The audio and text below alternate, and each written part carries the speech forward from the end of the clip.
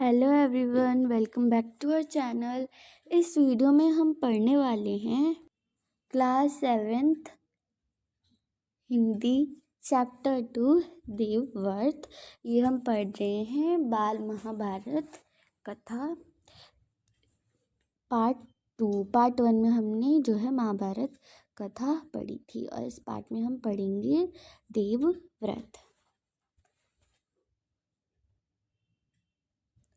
गंगा एक सुंदर युवती का रूप धारण किए नदी के तट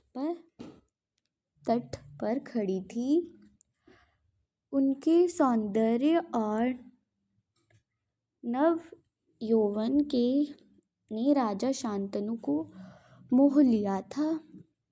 अब क्या हुआ, इसमें बताया है कि जो गंगा नदी है वो एक जो है सुंदर स्त्री का जो है रूप धारण करके गंगा की जो तट है उधर जो है खड़ी थी। नदी का जो तट होता है उधर जो है गंगा एक स्त्री का रूप लिए जो है खड़ी थी। वो इतनी सुंदर थी, जो उनका सौंदर्य और नवयौवन था।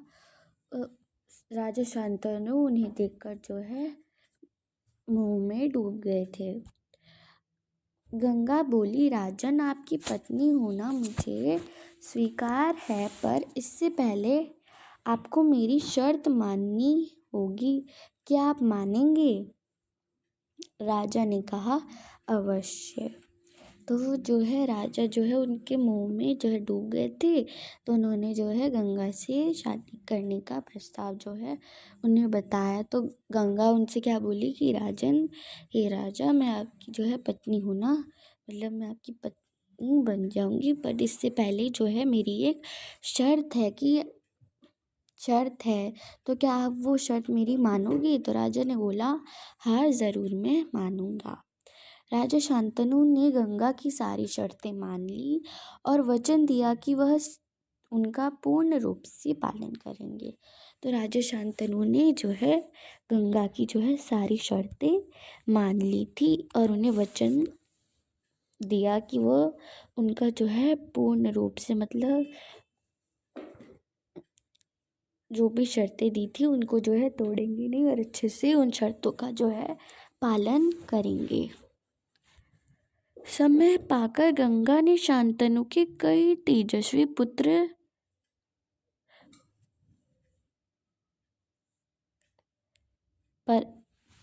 हुए, परंतु गंगा ने उनको जीने नहीं दिया। तो समय आने पर जो है गंगा के जो है कई तेजस्वी जो है पुत्र हुए, परंतु जो है गंगा जी उन्हें एक पल के लिए जीने नहीं दिया। बच्चे के पैदा होते ही वह उसे नदी में बहती हुई धारा में फेंक देती और फिर हंसती मुस्कुराती राजा शांतनु के महल आ जाती। मतलब जैसे ही बच्चे जो पैदा होते तो वो गंगा क्या करती, उन्हें जो है नदी में बहा देती। जैसे ही नदी की जो धाराएं होती हैं उनमें जो है बच्चों को बहा देती, मतलब मार देती उनको नदी में, और वो बच्चों को फेंककर जो है हंसती हुई वापस जो है राजा शांतनु के महल में आ जाती है। अज्ञात सुंदरी के इस व्यवहार से राजा शांतनु चकित रह जाते हैं। मतलब वो इतनी सुंदर थी, तो उनका ये जो व्यवहार था कि बच्चों को पैदा होते ही मार देना, वो राजा शांतनु को जो है चकित, मतलब हैरान कर देता था। उनके आश्चर्य और शोक का पारावार न रहता। शांतनु वचन दे चुके थे, इस कारण मन मसोकर रह जाते। मतलब वो उनकी जो व्यवहार था उनसे जो है वो आश्चर्य थे। बट जो उनका जो फिर जो उन्होंने जो गंगा को वचन दिया था उसमें वो बंधे हुए थे, तो इसी कारण से वो उन्हें जो है पूछते नहीं थे कि तुम इन्हें क्यों मार रही हो।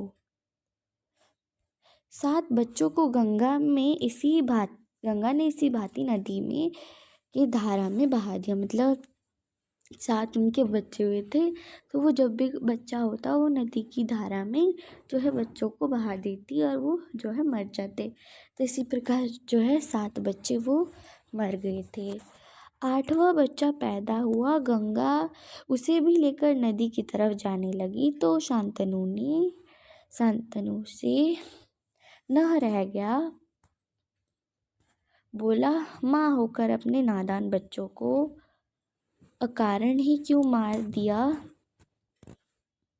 करती हो? यह घृणित व्यवहार तुम्हें शोभा नहीं देता है।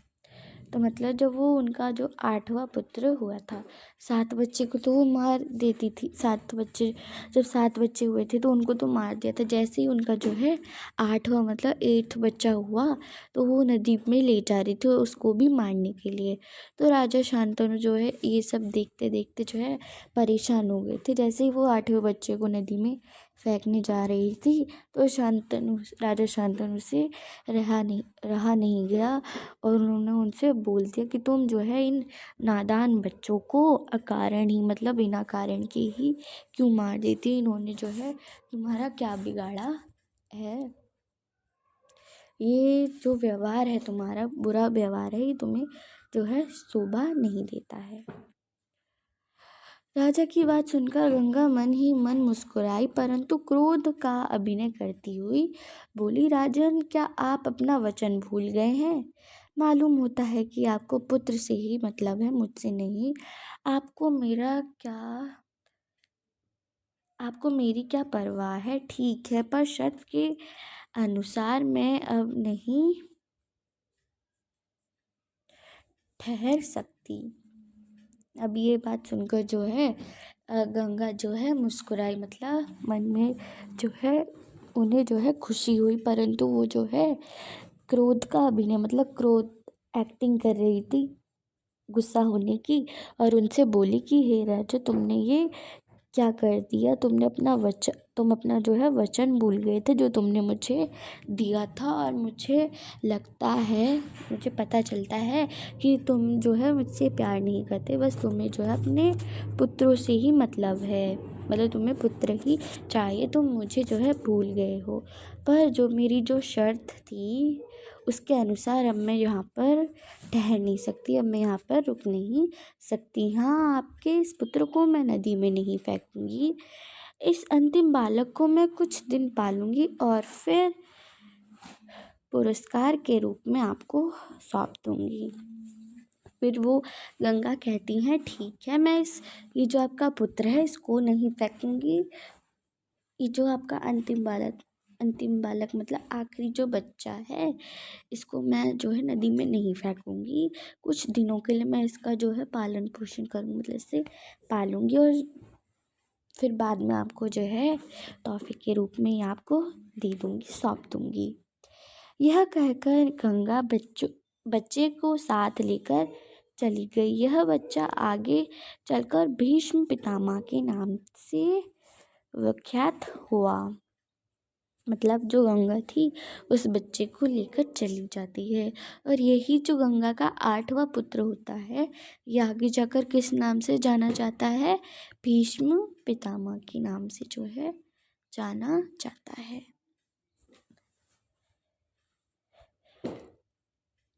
गंगा के चले जाने से राजा शांतनु का मन